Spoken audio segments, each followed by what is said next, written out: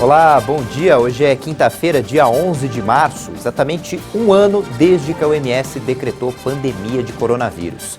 Nessa edição do Jornal Toda Hora, você vai ver que o Brasil registrou mais de 2.000 mortes pela Covid em 24 horas. A vacinação segue avançando pelo país e pelo mundo. E foram definidos os presidentes de comissões da Câmara.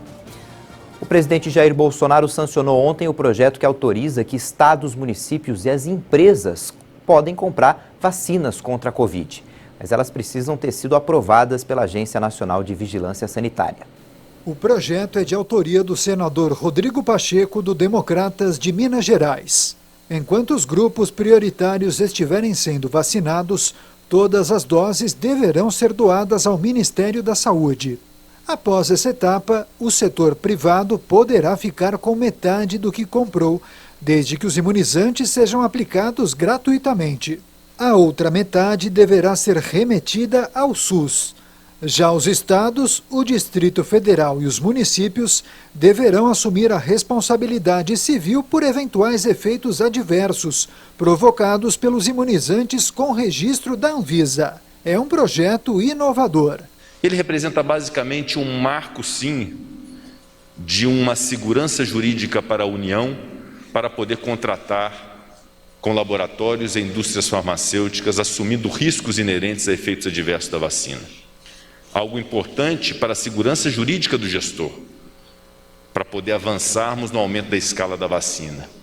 Mas, além disso, a possibilidade de se implantar no Brasil através de um marco legal, a possibilidade da iniciativa privada, pessoas jurídicas de direito privado, não competirem com o poder público, mas poderem auxiliar e ajudar o Estado brasileiro na aquisição de vacinas. O ministro da Saúde, Eduardo Pazuello, que já foi ao Instituto Fiocruz, no Rio de Janeiro, acompanhar o início de mais uma etapa de produção da vacina Oxford-AstraZeneca, anunciou hoje uma novidade acertada junto com o pacote de compra do imunizante.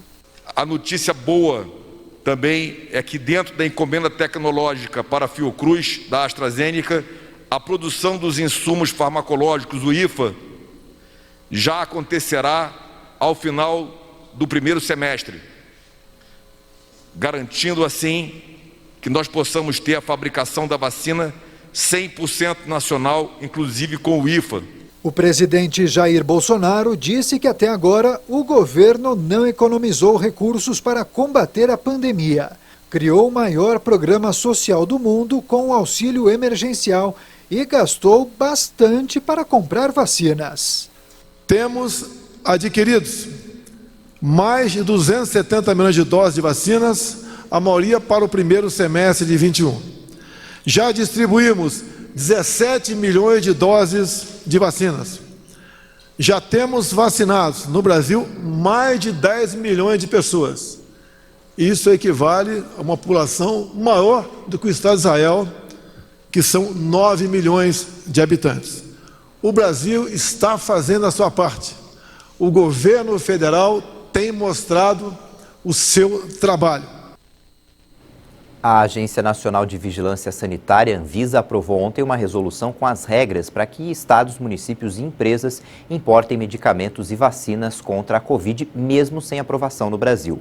Os remédios devem ter indicação para tratamento da doença aprovada por autoridades sanitárias de outros países e devem ter a fase 3, pelo menos a fase 3 de estudos concluída ou então resultados provisórios.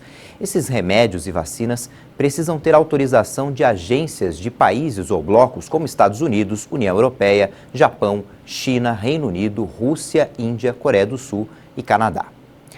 Ontem o Brasil foi o país que mais registrou mortes pela Covid-19 em todo o mundo. Segundo o Ministério da Saúde, em 24 horas foram contabilizadas mais 2.286 mortes por Covid. No total, 270.656 pessoas morreram desde o início da pandemia. Mais de 11 milhões e 202 mil já foram contaminadas pelo vírus. Em 24 horas, mais de 79 mil brasileiros receberam o diagnóstico positivo para coronavírus. A média móvel de mortes nos últimos 7 dias está em 1.626 mortes e de casos, 69.096. Apenas 2 estados estão registrando queda, Rio de Janeiro e Amazonas, só que o Distrito Federal não divulgou os dados. O Fórum Nacional de Governadores divulgou uma carta em que 22 gestores estaduais defendem a vacinação e fazem um pacto pela vida.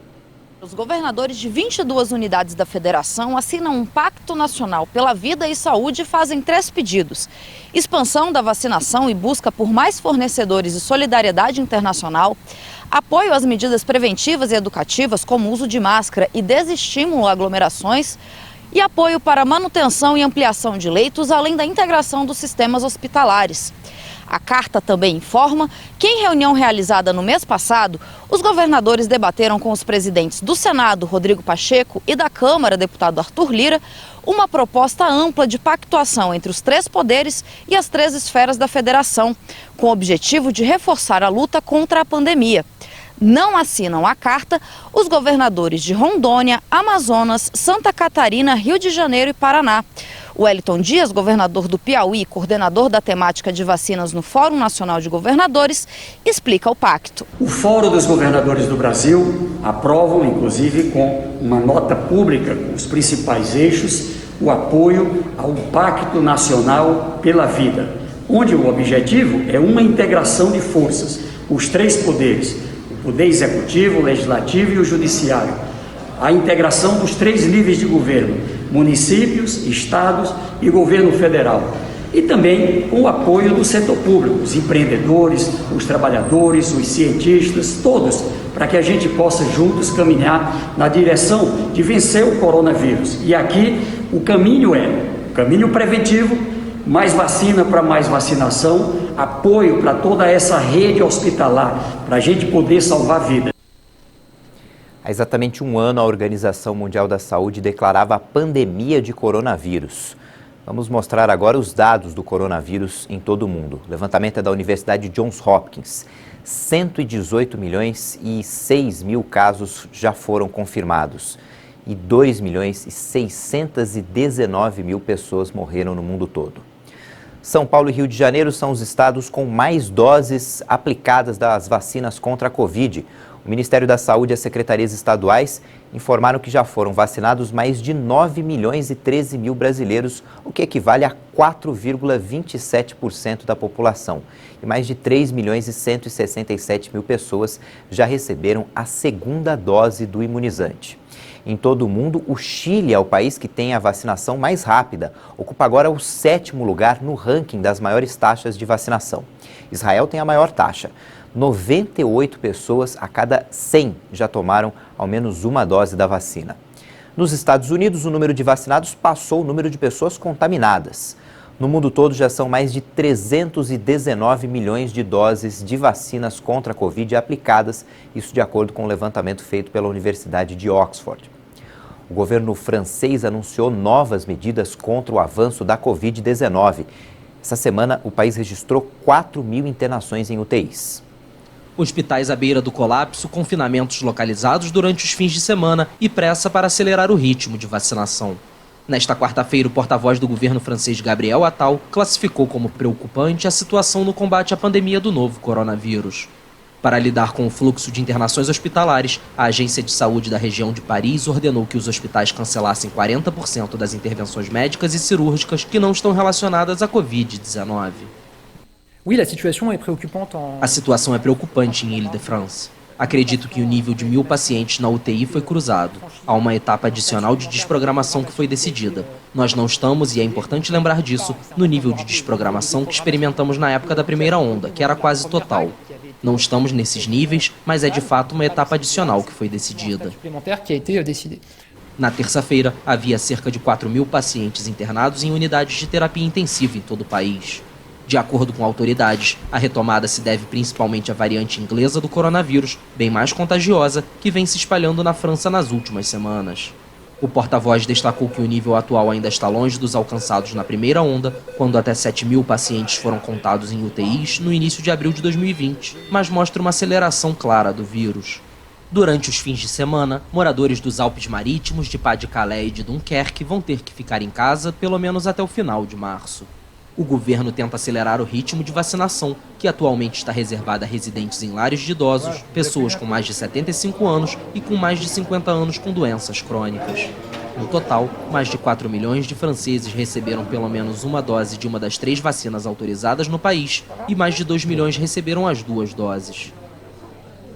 O governo do estado de São Paulo anunciou que na próxima segunda-feira a vacinação vai incluir idosos entre 75 e 77 anos. E a partir do dia 22 de março, começa a imunização de quem tem entre 72 e 74 anos.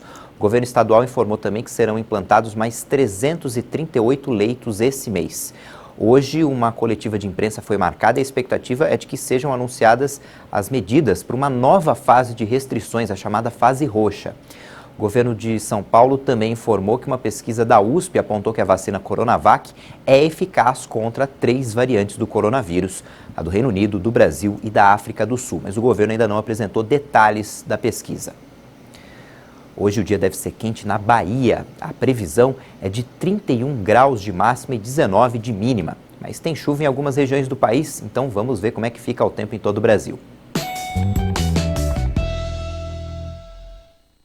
A quinta-feira será mais um dia marcado por tempo bastante instável na metade norte do país. Ainda chove a qualquer hora, com alerta de temporais na região de São Luís e entre a região de Manaus, Santarém, até áreas do leste do estado de Mato Grosso e oeste do Tocantins. As pancadas também serão recorrentes no decorrer do dia, mas intercalando várias aberturas de sol no interior maranhense, no sul do Piauí, oeste da Bahia e entre as capitais Goiânia, Brasília, Belo Horizonte e Vitória. O dia ainda começa com muito sol e chove apenas de forma isolada entre a tarde e a noite em praticamente todas as outras áreas das regiões sudeste, centro-oeste e norte do país, inclusive nas capitais Rio de Janeiro, São Paulo e Cuiabá. O tempo continua firme e sem chuva em Mato Grosso do Sul, no oeste de São Paulo e até áreas da região sul, como a capital Porto Alegre. A chuva deve acontecer apenas de forma passageira na região de Florianópolis e entre as capitais Maceió e Fortaleza. Dia de sol e tempo firme também sobre áreas do leste da Bahia, assim como na capital Aracaju. A temperatura mínima prevista em São Paulo é de 15 graus e faz 19 graus pela manhã no Rio de Janeiro. Máxima de 35 graus em Cuiabá, 29 graus em Brasília e 27 graus em Curitiba. Depois do intervalo, vamos falar das comissões da Câmara dos Deputados e no esporte você vai conhecer o novo carro da Ferrari na Fórmula 1. Até já!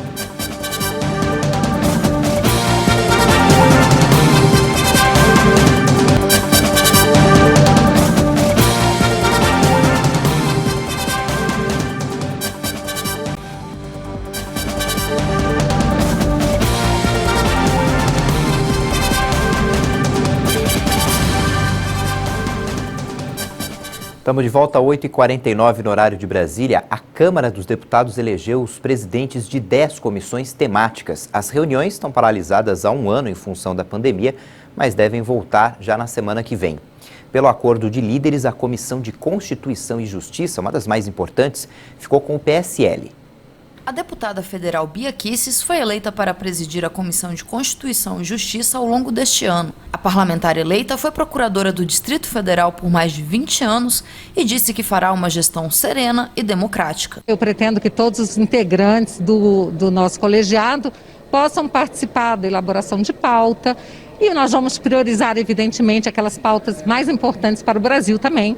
No momento, nós temos aí a reforma administrativa muito importante. Bia Kicis é a primeira mulher à frente da CCJ, uma das mais importantes comissões da Câmara dos Deputados, pois é nesta comissão que as propostas precisam ser admitidas antes de tramitar. A deputada do PSL do Distrito Federal foi a única candidata ao cargo. O PSOL chegou a tentar apresentar uma candidatura, mas foi impedido sob o argumento de que a vaga já era do PSL por causa do acordo de líderes. Bia Kicis foi eleita com 41 votos. 19 deputados votaram em branco. A eleição da deputada foi polêmica, pois parlamentares fizeram uma série de críticas relacionadas à postura de Bia Kicis. Essas críticas vêm de pessoas que me acusam de ser extremadas, mas dá para ver pelo comportamento delas, né, que elas são bastante extremadas. Eu nunca me pautei por extremismo, eu sou uma ex-procuradora, sempre me pautei pela lei, ordenamento jurídico e defendo a Constituição. Mas a gente não pode impedir as narrativas, até porque aqui é um país livre e eu sou uma pessoa que defende a liberdade de expressão. O PSL também ficou com a presidência da Comissão de Agricultura. Eu tenho um bom acesso com o governo federal, com os ministérios, fui vice-líder do governo, acho que isso vai facilitar bastante a condução dos trabalhos dentro da comissão.